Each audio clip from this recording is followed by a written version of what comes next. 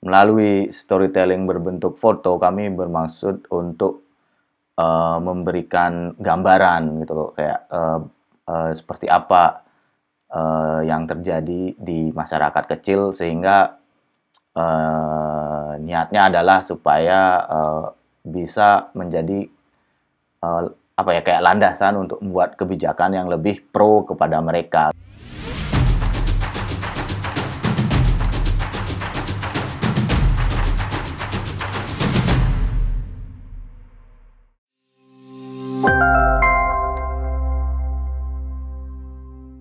Baik Sobat Polgov, kita kembali lagi dalam diskusi dengan Bli Sayoga untuk memperbincangkan tentang fotografi dan membangun imajinasi keindonesiaan.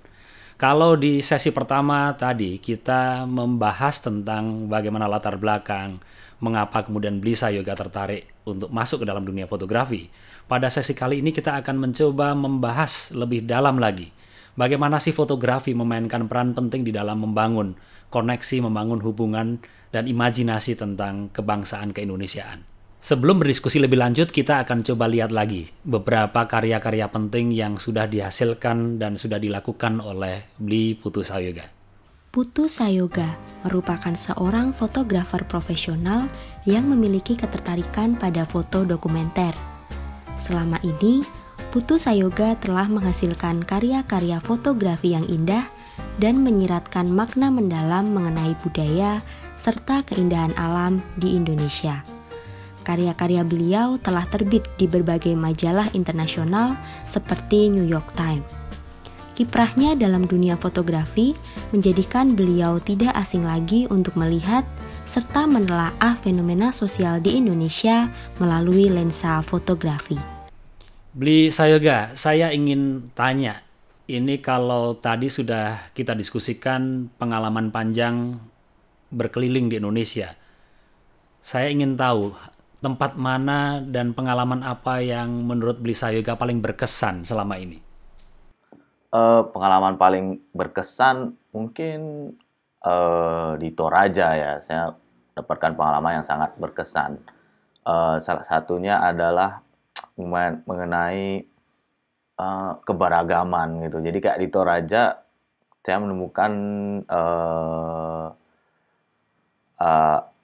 satu keluarga bisa berbagai macam agama gitu loh. Ada Kristen, ada Islam gitu. Tapi akur gitu loh, masih akur-akur aja. Jadi kayak wah menarik juga ini, kok ada eh, mereka tidak apa. Nah, selama ini di beberapa daerah itu saya lihat mau agama mereka eh, saling gontok-gontokan gitu. Nah, kalau di Toraja saya lihat, oh kok satu keluarga bisa banyak juga yang berbeda-beda agamanya gitu, dan mereka tidak mempermasalahkan itu gitu. Jadi mungkin di sana saya paling berkesan.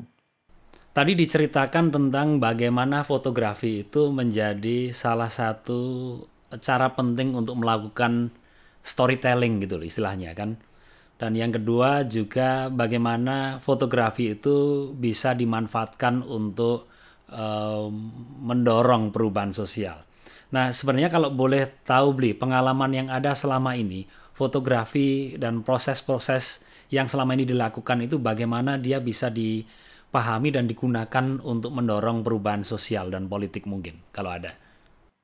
Untuk mendorong proses perubahan sosial itu kayak fotografi melalui storytelling, saya kira secara pengalaman saya sih, kemarin saya mengerjakan sebagai seorang foto editor dengan teman Muhammad Fadli, mengerjakan buku mengenai pandemi, bagaimana pandemi berpengaruh terhadap masyarakat kecil gitu. Jadi judul Pagebluk di Akar Rumput. Jadi selama ini kan mungkin saya sosial media isinya apa ya, kelas menengah gitu loh. Jadi kita tidak tahu apa yang terjadi dengan masyarakat kecil waktu pandemi gitu.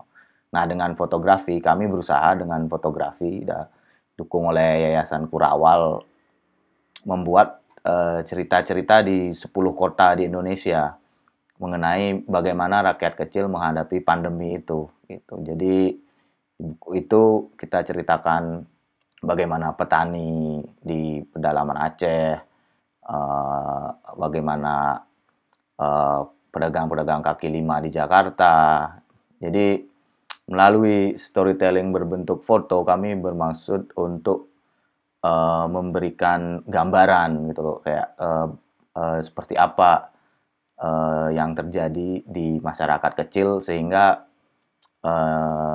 niatnya adalah supaya bisa menjadi apa ya, kayak landasan untuk membuat kebijakan yang lebih pro kepada mereka gitu loh, masih lebih condong untuk membantu rakyat kecil ini, karena rakyat kecil lah yang mengalami eh, ya, sangat besar gitu loh di pandemi ini gitu. Jadi mereka lah yang terkena imbas yang paling besar selama pandemi ini.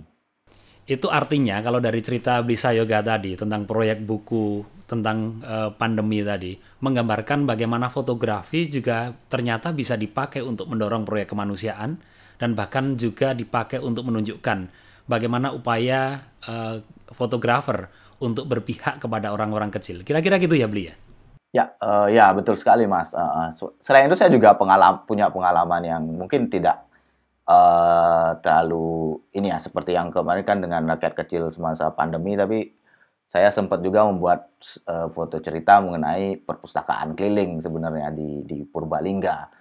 Jadi waktu itu saya sadar, maksudnya dari riset ternyata kan Indonesia sangat rendah sekali, minat baca orang Indonesia sangat rendah sekali gitu loh.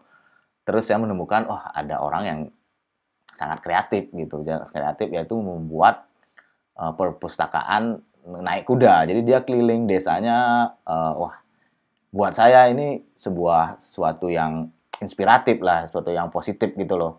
Di saat nggak banyak orang yang akses buku, terutama, walaupun kan sangat sulit juga kan, apalagi di desa-desa kecil gitu. Nah dari sana saya membuat foto project itu, dipublish di media di New York Times, dan tiba-tiba banyak orang membantu mengirimkan buku gitu loh. Jadi dan dan project itu pun nggak sampai di sana, karena akhirnya tumbuh project-project yang hampir mirip gitu. Jadi kayak ada perpustakaan beca, ada perpustakaan kuda, ada perpustakaan yang lain-lainnya. Jadi berkembang gitu. Dan tidak sampai sana, tapi juga disupport, ada pemerintah yang akhirnya mensupport gitu loh. Jadi mulai setelah itu ada mungkin LSM yang ikut mensupport mereka gitu. Jadi itu salah satu menurut saya yang nyata ya buat saya, project itu. Oke, itu cerita yang sangat menarik sekali tadi, Bli. Nah, saya ingin tanya nih, setelah pengalaman panjang melakukan eksplorasi bersentuhan langsung dengan realitas keindonesiaan, bagaimana Bli Sayoga sekarang ini memaknai Indonesia sebenarnya? Dari pengalaman-pengalaman saya misalnya berkeliling itu sih, eh, mungkin dulu misalnya, kalau dulu kayak, karena saya dari desa kecil ya, kayak di Bali gitu loh. Jadi tahu Indonesia itu ya dari buku, malah dari iklan gitu. Pernah ada sebuah iklan yang isinya berbagai macam budaya-budaya di Indonesia. Dari kayak, oh ini menarik juga gitu loh.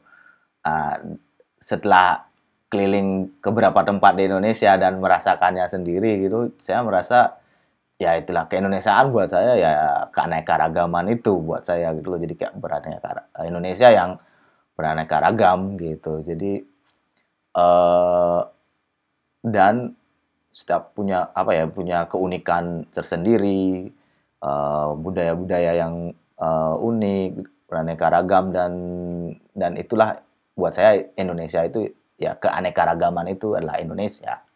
Nah, kalau yang tadi sudah dipaparkan pengalaman panjang dari Bli Sayoga ke berbagai tempat Indonesia, bahkan juga di berbagai tempat di mancanegara, sebenarnya apa yang bisa dilakukan oleh anak-anak muda sekarang ini untuk mengembangkan dan mendorong kreativitas mereka dalam membangun tentang Indonesia?